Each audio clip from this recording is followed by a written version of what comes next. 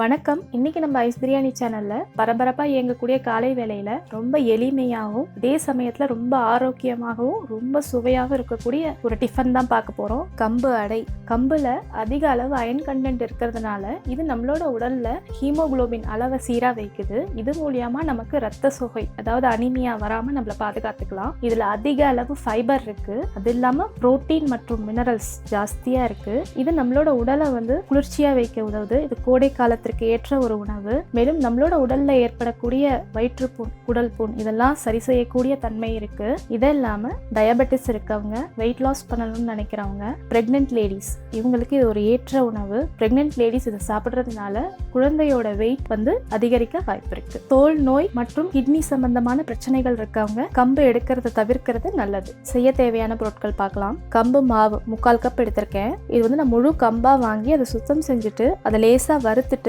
மிஷின்ல கொடுத்து மாவா அரைச்சு வச்சிருக்கேன். இது நான் எதுவும் வறுக்கலாம் இல்லை, அப்படியே தான் இருக்கு மாவு. இப்பெல்லாம் கடைகள்லயே கம்பு மாவாவே கிடைக்கிது, நீங்க அதை கூட வாங்கிக்கலாம். ஒரு பெரிய வெங்காயம் எடுத்து பொடுசா நறுக்கியிருக்கேன். இதுவும் 1/2 கப் இருக்கு. 1/4 கப் முருங்கை இலை. இந்த முருங்கை இலை இல்லாட்டியும் பரவாயில்ல, பொடியா நறுக்குன கொத்தமல்லி ஒரு 2 டேபிள் ஸ்பூன் இருக்கு. முருங்கைக்கீரை இல்லை அப்படிங்கிற பட்சத்துக்கு நீங்க இந்த கொத்தமல்லி ஒரு 1/2 கப் அதே மாதிரி பொடியா நறுக்கி சேர்த்துக்கலாம். 3 பச்சை மிளகாய் பொடிசா நறுக்கியிருக்கேன். இதே குழந்தைங்களுக்கு கொடுக்குறீங்க அப்படின்னா இதை இன்னும் கொஞ்சம் பெருசா நறுக்கிக்கணும். பொடியா நறுக்கின இஞ்சி 1 டேபிள் ஸ்பூன், தேவையான அளவு உப்பு, 1/2 டீஸ்பூன் ஜீரகத்தூள். ஜீரகத்தூள் இல்லாதவங்க 1/2 டீஸ்பூன் முழு ஜீரகமா சேர்த்துக்கலாம். பெருங்காயத்தூள் 1/4 டீஸ்பூன், அடை சுடுறதுக்கு தேவையான நல்லெண்ணெய். இப்போ இந்த பவுல்ல நான் கம்பு மாவு எடுத்திருக்கேன். இது கூட நம்ம சேர்க்க வேண்டிய பொருட்கள் எல்லாத்தையும் சேர்த்துடலாம். வெங்காயம், முருங்கைக்கீரை, கொத்தமல்லி, பச்சை மிளகாய், இஞ்சி, ஜீரகத்தூள், பெருங்காயத்தூள், தேவையான அளவு உப்பு. இப்போ இதெல்லாத்தையும் நம்ம ஒரு முறை நல்லா கலந்துடலாம்.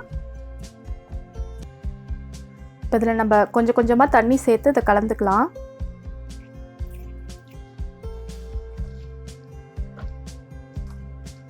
இப்போ இது எல்லாத்தையும் நம்ம நல்லா கலந்தாச்சு.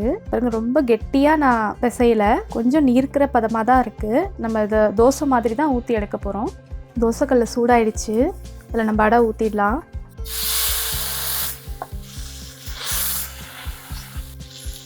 சுற்றி நல்லெண்ணெய் விட்டுக்கலாம்.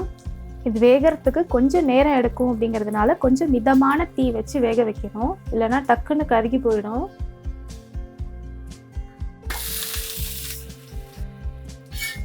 அடை நல்லா வெந்துடுச்சு. இப்போ நம்ம இதை எடுத்துடலாம். கம்பு அடை நம்ம ரொம்ப சுலபமாக தயார் பண்ணியாச்சு. இதுக்கு எந்த வித சைட் டிஷ்ஷும் தேவையில்லைங்க. இது வெறுமனே சாப்பிட்றதுக்கே அவ்வளோ சூப்பராக இருக்கும். நான் இங்கே பூண்டு சட்னி வச்சு இதை சர்வ் பண்ணியிருக்கேன். நீங்களும் இந்த ரெசிபி ட்ரை பண்ணி பாருங்கள்.